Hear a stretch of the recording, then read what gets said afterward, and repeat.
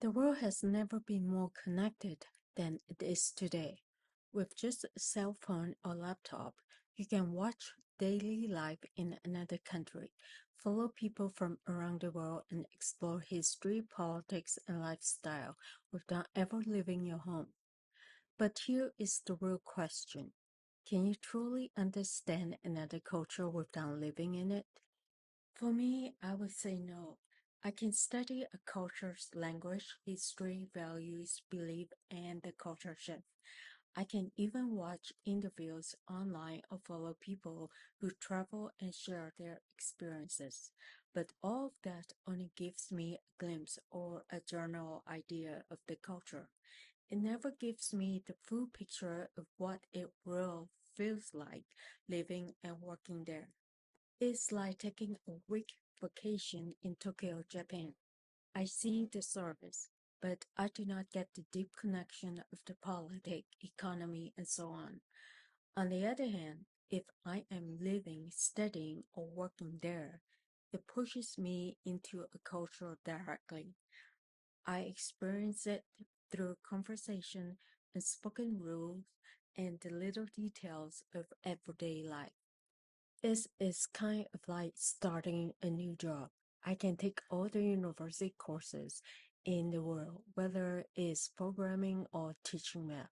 But when I finally start working, the reality feels completely different. Culture works the same way. I can study it from a distance, but I will never really get it until I experience it firsthand.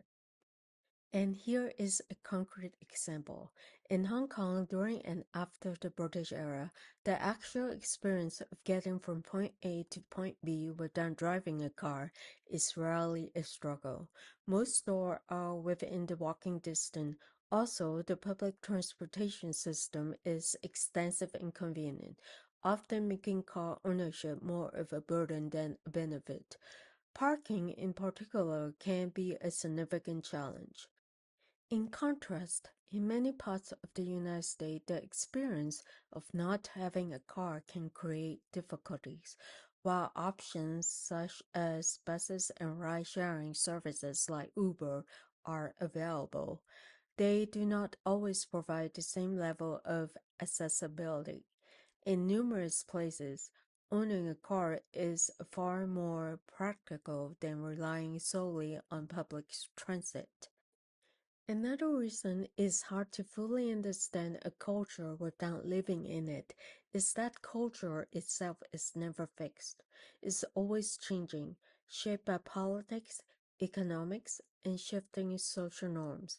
Just as workplaces, lifestyle, and even nations evolve over time, so too do values, beliefs, and everyday behaviors.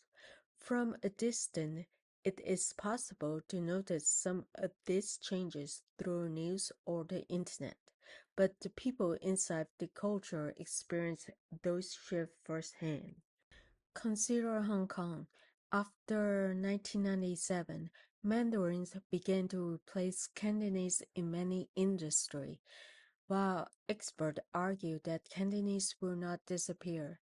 But today, parents still debate which language their children should learn first. For those living and working in Hong Kong, this shift shapes education, careers, and identity on a daily basis. But it's not only politics or language that reveal such dynamics. Technology is changing the way we think and live too. Like a decade ago, I would never imagine people forming real emotion connections with AI, let alone marrying it. And yet, I have seen those stories pop up in the news. It makes me realize how fast new ideas and behaviors can take hold when we are right in the middle of experiencing it. In the end, watching videos online or reading a book can gain real respect and insight, but living in the culture, navigating it in real time, and discovering rhythms of daily life is the real life experience that secondhand learning can never reveal. Okay, I will wrap up here, but I want to leave you with two questions. What about you? Have you ever felt the difference between studying a culture and actually living in it? Can you think of a cultural difference that didn't click until you actually experienced it?